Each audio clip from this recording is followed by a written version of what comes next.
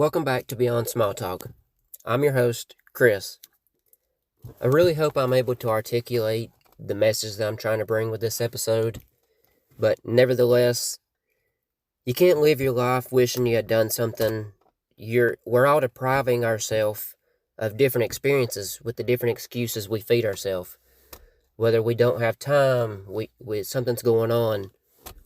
There's always something going on in our lives that is going to keep us from doing different things.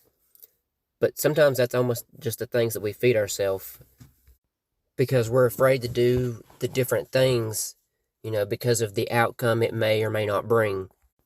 That's just like this episode. I was fighting myself, to record the episode, but I kept thinking, how would I feel tomorrow if I didn't put it out there or didn't express myself to show, I had these thoughts or shared the experiences that I had. And that's not to share the experiences to brag or, to say, hey, I got to do these things. But that's to share these things and to hopefully somebody takes something from them, Nevertheless, I wanted to bring two of the experiences I had this past week to you. So the first one was a spontaneous trip that I chose to take with, my family. And we don't normally take spontaneous trips. We plan things out, make sure we have enough money, yada yada. So we went over to Gatlinburg, Tennessee to go to the indoor water park, which was spare the moment, like I said. But after arriving and getting there, we decided to stay overnight. My wife hadn't been there in 15 plus years, so all that was a new experience for her, which was awesome. But if you haven't had the opportunity to, I don't remember the name of the park, but if you haven't had the ability to, or the opportunity to check out this water park over in Gatlinburg, Tennessee, it's indoor, you're not getting sunburnt, water slides, the whole 9 yards. It's a really cool experience. But as we're staying over in Pigeon Forge and Gatlinburg for this, pretty much it's like a 24-hour spare-of-the-moment trip. They like to do these alpine coasters, and I don't typically go on stuff like that. And they talked me into it, even though, I didn't let on that I didn't want to do the thing. So, we go on, and after I got off, it wasn't as fast as I thought it might have would have been. I thought it should have been faster. But nevertheless, I really enjoyed the experience of doing the thing. And had I not allowed myself to do the thing, I would have missed out on the experience to take part in seeing, all these different people, enjoying the actual thing of experiencing the coaster, the handbrake, and being there when my daughter done it for the first time. That was a cool experience. Another thing that we had done while over there was, it was some kind of attraction called the Earthquake, where it's a simulation of a train wrecking, and they strap you in, do all the stuff so you're safe, and then you are acting as if you're in a train wreck. Stuff keeps jumping out at you, there's wind blowing. It's a really cool experience.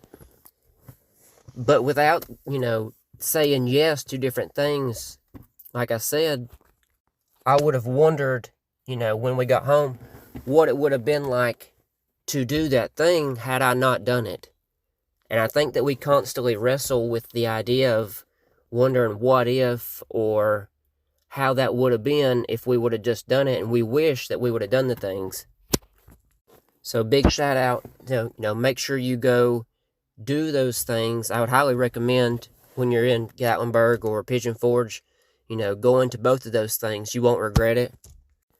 The other experience that I had the opportunity to, experience, I guess you'd say, is attending the Tedx Johnson City over in Johnson City, Tennessee. And normally I'm kind of like, when I attend things, whether it's conferences, different events, I'm more of a, back pew kind of guy, sit in the back and observe. And during this, TED Talk or TEDx, I was sitting in the fourth row. I tried to sit as close as possible to capitalize and, really take in everything that was going on. Ryan White was a speaker from last year, and he was a moderator for the whole event. Some of the speakers that were there were Alex Battle, Josh Britt, Kate Craig, Dr. Sarah Long, David Nelson, Dr. Kara Sprouse, and Jessica Strollings, which was something really cool about this event that I didn't know until getting there. Was there was actually like artists performing, and they were Maddie Foster and Trevin Slush, which I'll get into in a couple minutes talking about those. But I took some notes from the different speakers. I'm not saying that all the speakers weren't great. They were all really good and had great messages. But I wanted to share with you some of the notes that I had, or at least that I took down, that kind of resonated with me. Dr. Kara Sprouse and Jessica Sprollings were like a tag team. They were a duo speakings. And the biggest thing that I took from them speaking was that we have to look back in order to grow forward. Because so many times we look back, and we can look back on history in order to show us how to grow, which I thought was really cool. After they got done speaking, then the Trevin Slush, he played 2 different songs. I don't remember the first one he played, but the second one was one of the hits that he's got on Spotify, Everything But Me. If you have a chance, go check him out. A really cool artist. He's on Spotify, like I said. Definitely listened to his song a couple times. The next speaker was Josh Britt. In the intermission, I had the opportunity to go and speak with him and shake his hand and talk with him, which is really cool. What I took from Josh's talk was, he had this acronym for LEAD, and the L stood for likable, E, empathetic, A, the analyzer, and D, the dominator.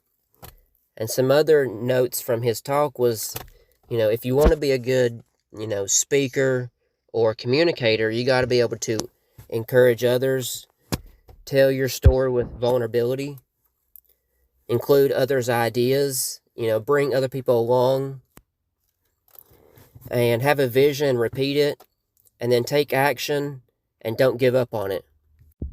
During Josh's talk, though, there was 2, short, like, pauses from him. And as I tried to watch and kind of figure out what was going on, they weren't intentional pauses. And so I think that's what resonated me best with this particular speaker was, he was trying to gather his thoughts, and trying to remember his speech, which was, very, brave of him to not only go up on this stage, but to go up there and have the confidence to go up there and speak. But when he froze a little bit, he didn't let it get the best of him. He kind of gathered himself, and then he continued on.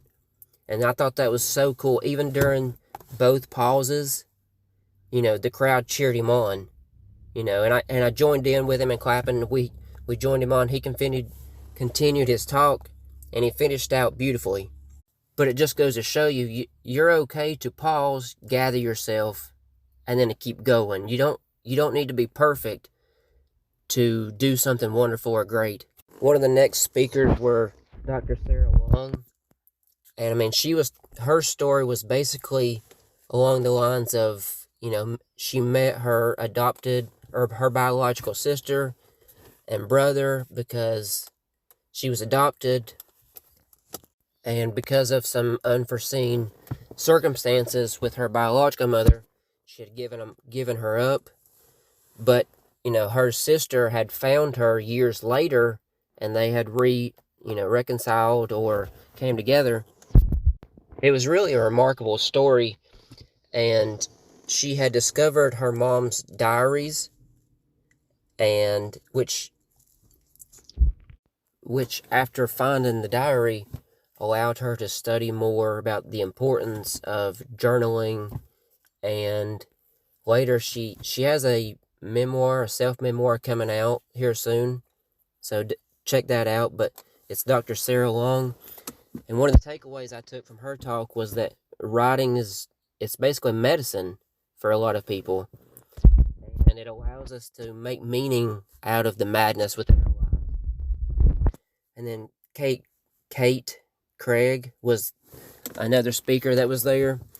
And she told us about we're all being told to hate about other people, politicians, other people, yet we're not given no solutions. And how the echo chamber is just like they're like-minded people. But to build relationships outside of our circle actually allows us to grow as human beings. And one of the big things or sticking points to her talk was how relationships are effective ways to affect change. And I just thought that was so powerful. The other two presenters or speakers were David Nelson and Alex Battle. David was talking about how recovery, entrepreneurship, and how a lot of people who come out of recovery and bad circumstances, they don't really have the outlets. And so he encourages those people or individuals to start their own businesses, or work with other people that may not have been given the other opportunities they might have been given.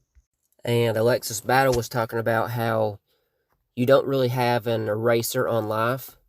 So there's no perfect situation or life. You can't erase it. So you have to kind of embrace the imperfectness that is life.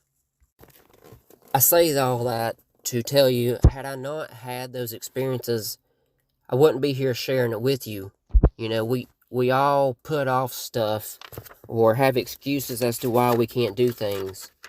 Why we can't go to the TED Talk, why we can't go for a run, why we can't go fishing, or whatever the thing that you want to do. But there's always going to be something, that is going on in life. But you can't live your life wishing you had done something. You're depriving not only yourself, but other people of the experiences and to get to share that with other people. Hopefully this has helped someone, out there from my experiences.